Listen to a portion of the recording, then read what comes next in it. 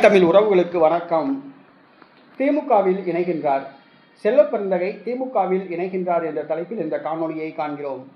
தமிழ்நாடு காங்கிரஸ் கட்சி தலைவர் செல்வப்பெருந்தகை இவர் ஒரு சில நாட்களுக்கு முன்பு தேர்தலுக்கு பிறகு தான் தமிழ்நாடு காங்கிரஸ் கட்சி தலைவர் பதவியிலிருந்து விலகி விடுவதாக ராகுல் காந்தியிடம் தெரிவித்துள்ளதாக அவர் பத்திரிகையாளர்களிடம் தெரிவித்திருந்தார்.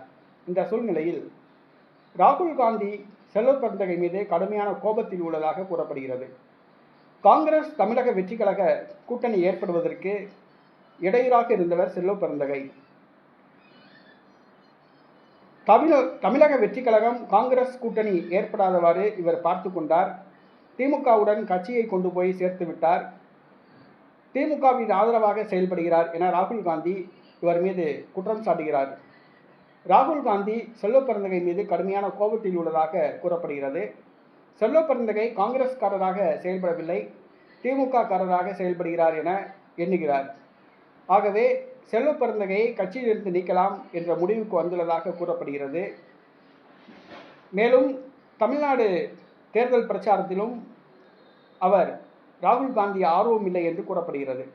வருகிற சட்டசபை தேர்தலில் தேர்தல் பிரச்சாரத்தில் தமிழ்நாட்டுக்கு பிரச்சாரம் செய்ய ராகுல் காந்தி, பிரியங்கா காந்தி, சோனியா காந்தி ஆகியோர் வரமாட்டார்கள் என கூறப்படுகிறது. திமுக ஆட்சியை பிடிப்பதற்கு ராகுல் காந்திக்கு விருப்பம் இல்லை எனவும் கூறப்படுகிறது. ஆகவே இந்த சூழ்நிலையில் தமிழ்நாடு காங்கிரஸ் கட்சி தலைவர் செல்வப்பெருந்தகை தேர்தலுக்கு பிறகு அவர் திமுகவில் இணையப் போவதாக செய்திகள் வருகின்றன. இது தமிழ்நாடு காங்கிரஸ் கட்சி தொண்டர்கள் மத்தியில் மிகப்பெரிய அதிர்வலைகளை ஏற்படுத்தியுள்ளது.